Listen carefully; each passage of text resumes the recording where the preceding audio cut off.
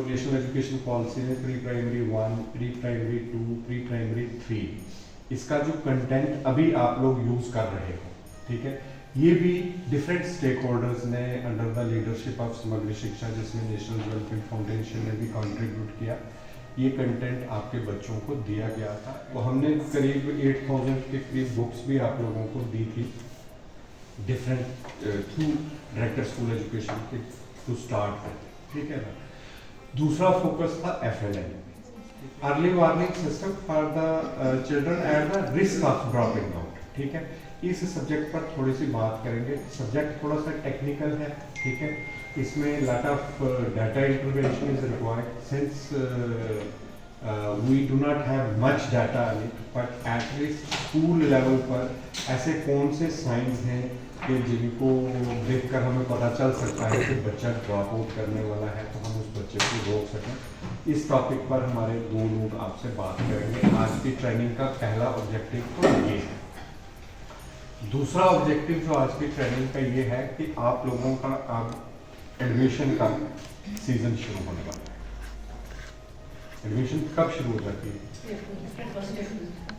1 अप्रैल से एडमिशन शुरू हो जाती है। आप अपने अपने स्कूल में एक एक कैंप प्लान करें, ठीक है ना।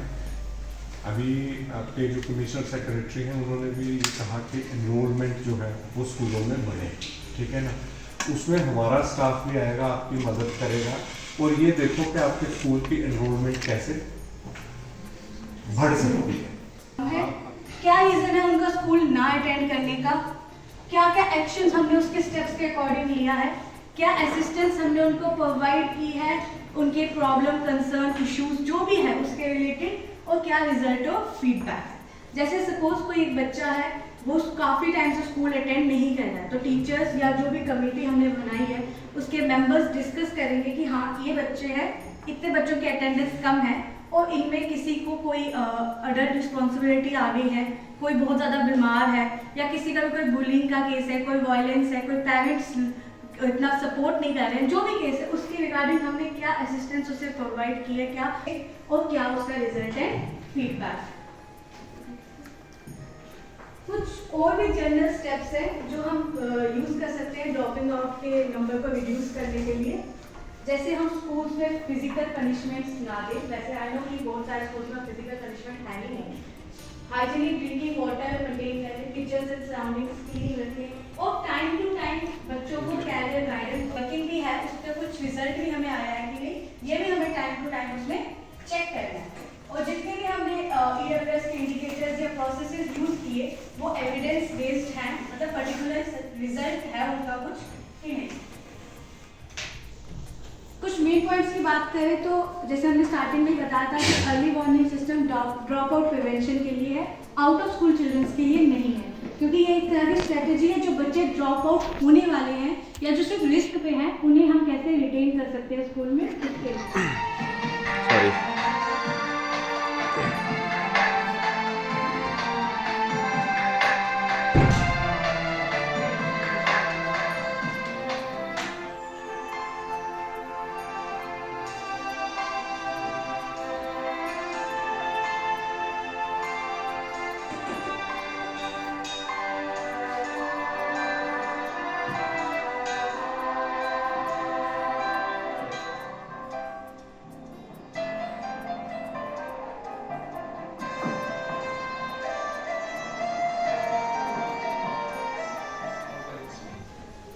कोई बुरी याद कोई हो जिससे आपको लगे कि मतलब जैसे मुझे ऐसा लगता था कि सोते टाइम की बेड के नीचे कुछ कोई 10-12 हाथ वाली कोई चीज होती है कि मतलब अगर लाइट बंद है तो बेड के नीचे पाँव रखूंगा तो वो नीचे से खींच लेंगे, है ना। एक दिमाग में वो बना हुआ था डर।